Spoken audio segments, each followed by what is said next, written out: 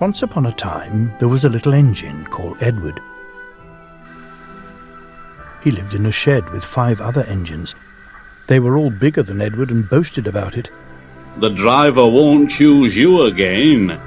He wants big, strong engines like us. Edward had not been out for a long time. He began to feel sad. Just then, the driver and fireman came along to start work. The driver looked at Edward. What's the matter? Are you feeling sad? Would you like to come out today? Oh, yes, please. So the fireman lit the fire and made a nice lot of steam. Then the driver pulled the lever and Edward puffed away. Look at me. Look at me. The others were very cross at being left behind. Away went Edward to get some coaches. Look at me. Look at me. Look at me.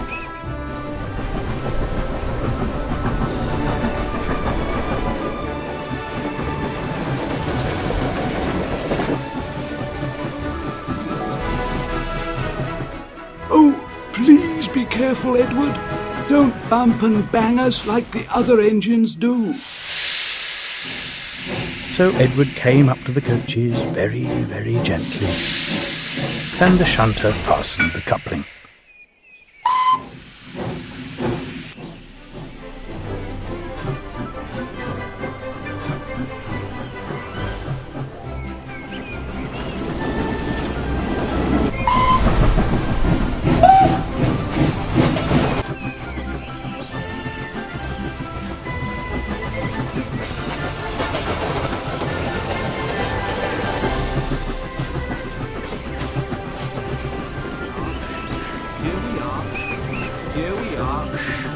Here we are. Then they went to the station where the people were waiting. Whistled Edward. Come along, get in quickly, please. So the people got in quickly, and Edward waited happily for the guard to blow his whistle and wave his green flag. He waited and waited. There was no whistle, no green flag. Where is that guard? Edward was getting anxious. The driver and fireman asked the station master. Have you seen the guard? No. They asked the porter. Have you seen the guard? Yes, last night. Edward began to get cross. Are we ever going to start? Just then a little boy shouted, Here he comes! And there the guard was, running down the hill with his flags in one hand and a sandwich in the other. He ran onto the platform, blew his whistle and jumped into his van. Edward puffed off. Here we go. Here we go. Here we go. Here we go.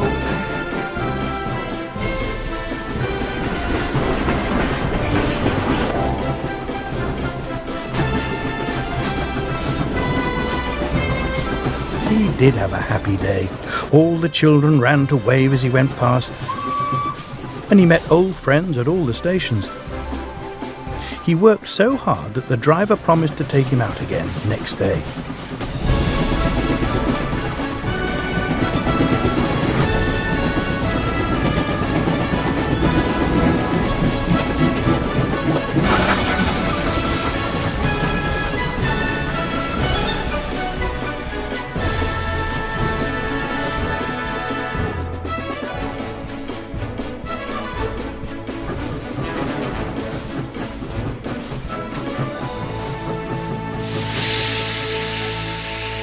I'm going out again tomorrow. What do you think of that? But he didn't hear what they thought, for he was so tired and happy that he fell asleep at once.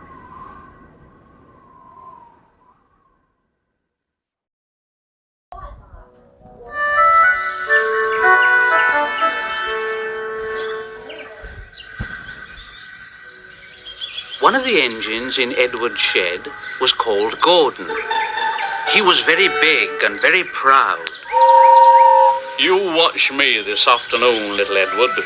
When I rush through with the express, that'll be a splendid sight for you. Just then, his driver pulled the lever. Goodbye, little Edward. Look out for me this afternoon. Edward went off too to do some shunting.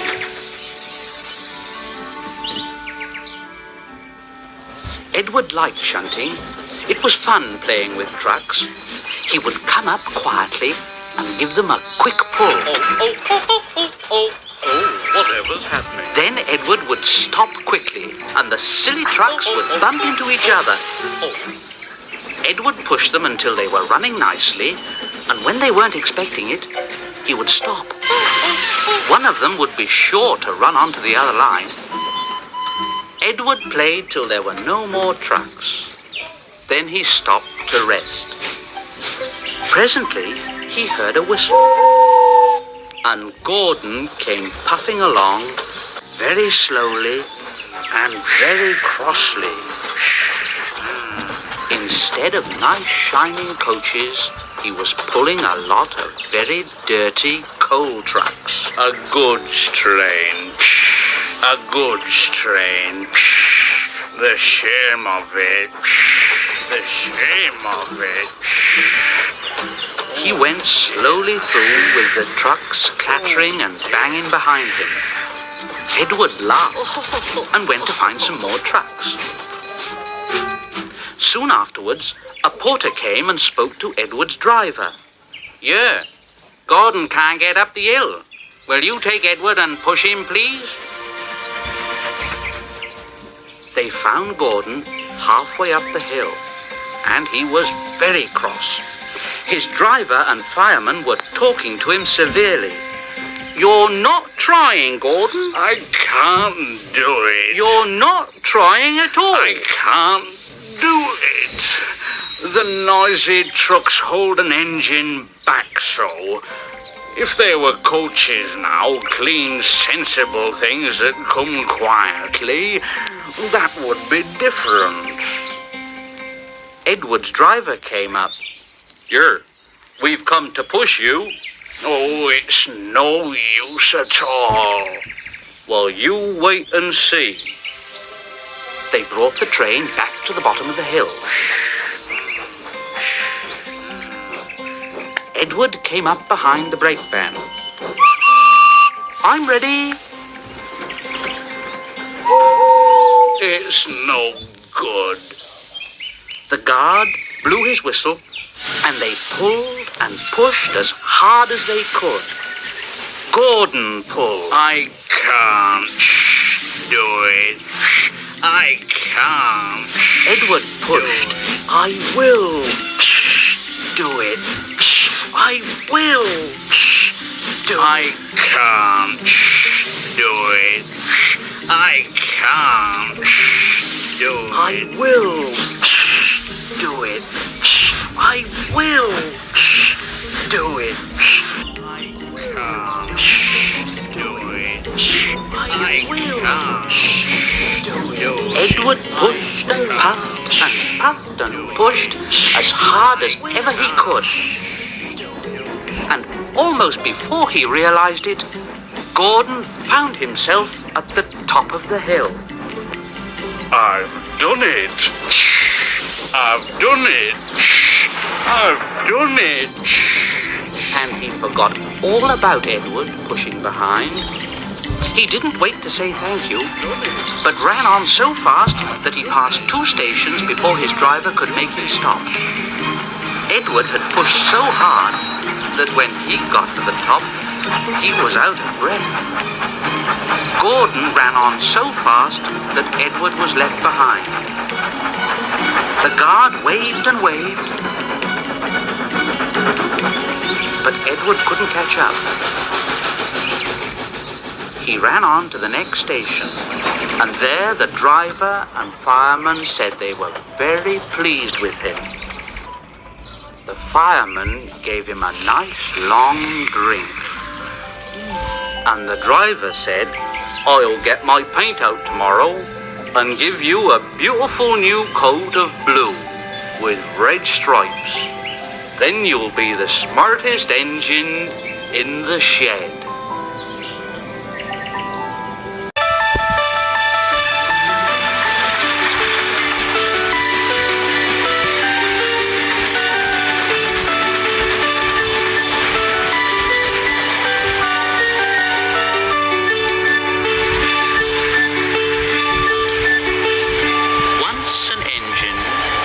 attached to a train was afraid of a few drops of rain. It went into a tunnel and squeaked through its funnel and never came out again.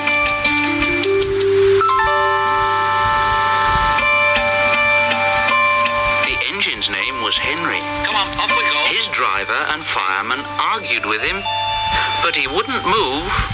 He said, No, I shan't come out, so there. The rain will spoil my lovely green paint with red stripes. No!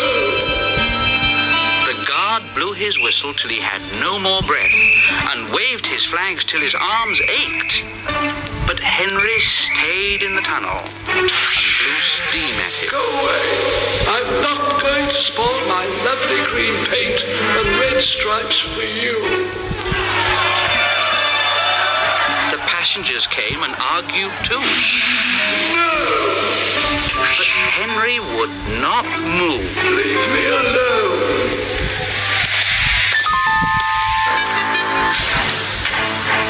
A fat director who was on the train told the guard, Fetch a rope, will you? That's right.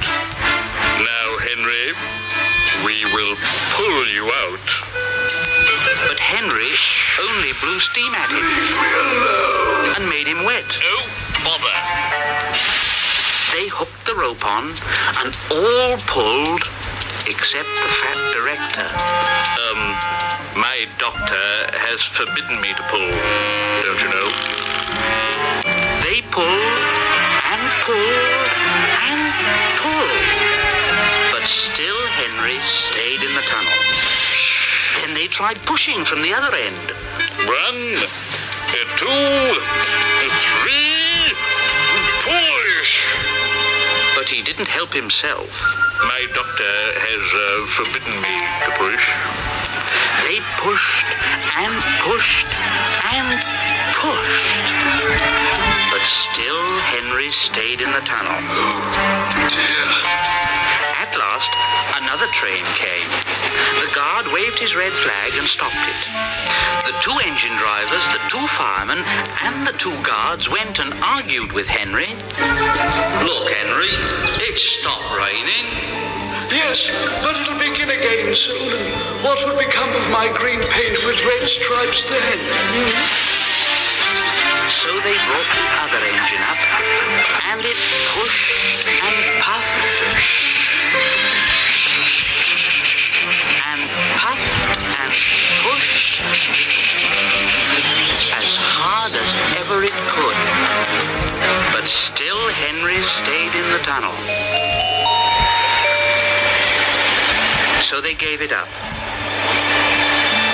And the fat director told Henry, We shall leave you there for always and always and always.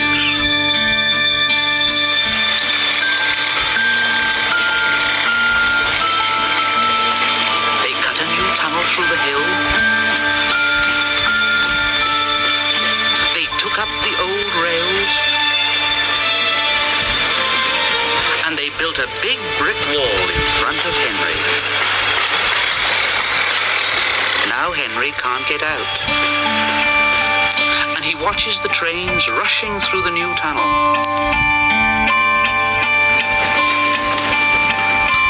He's very sad because no one will ever see his lovely green paint with red stripes again. But I think he deserved it. Don't you?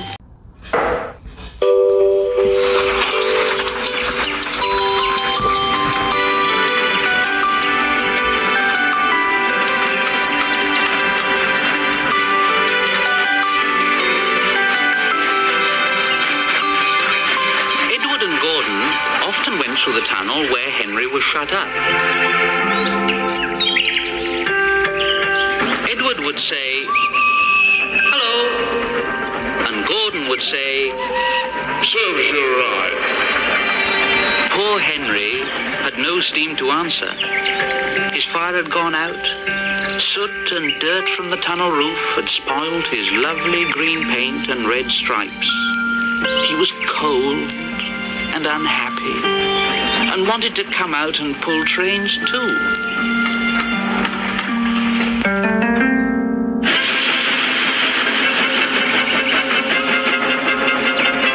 Gordon always pulled the express. He was proud of being the only engine strong enough to do it. There were many heavy coaches full of important people like the fat director who punished Henry. Gordon was seeing how fast they drove. And the coaches went...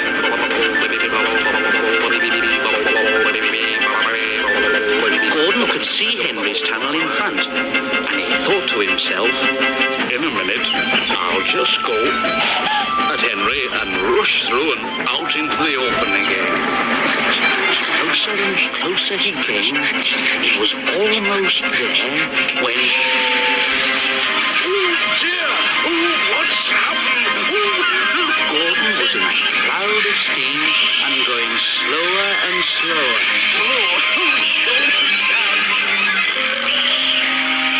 His driver stopped the train. Oh, what has happened to me? Oh, I feel so weak. You burst your safety valve. You can't pull the train anymore. Oh, dear. And we were going so nicely, too. Look at Henry laughing at me. Stop him. Everybody got out and came to see Gordon. The fat director said, Yes, I never liked these big engines. Always going wrong. Send for another engine at once. While the guard went to find one, they uncoupled Gordon and ran him onto a siding out of the way. The only engine left in the shed was Edward. Edward, Gordon isn't feeling very well. Will you come and pull his coaches for him? Well, I'll try. Here we are. Gordon saw Edward coming. Oh, he's no use. Edward can't pull a train. Edward puffed and pulled and pulled and puffed, but he couldn't move the heavy coaches. I told you so. Why not let Henry try? All right, I will. Henry, will you help pull this train? And Henry was delighted. Oh, yes, certainly. Only too pleased. So Gordon's driver and fireman lit his fire. Some plate layers broke down the wall and put back the rails. And when he had steam up, Henry puffed out. He was dirty. His boiler was black and he was covered with cobwebs. I'm so stiff. I'm so stiff. You'd better have a run and ease your joints and find a turntable. Henry came back feeling much better. And they put him in front. I'm ready. So am I. Pull hard. Pull hard. We'll do it. We'll do it. Pull hard. We'll do it. The heavy coaches jerked and began to move. Slowly at first, then faster and faster.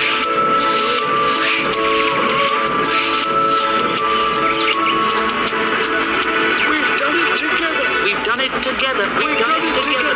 We've done it together. Hooray, you've done it. Hooray, you've done it. Hooray, you've done it.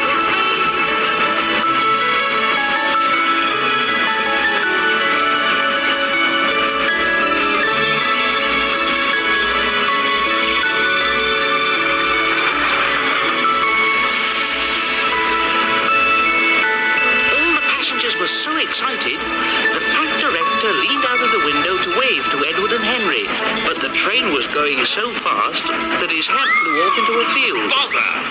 where a goat ate it for his tea. They never never stopped till they came to the big station at the end of the line.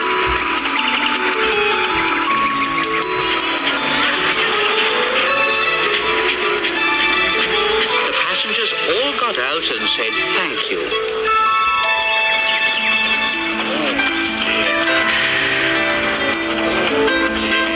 And the fat director promised Henry a new coat of paint. Would you like blue and red? Oh, yes, please. Then I'll be like Edward and Gordon.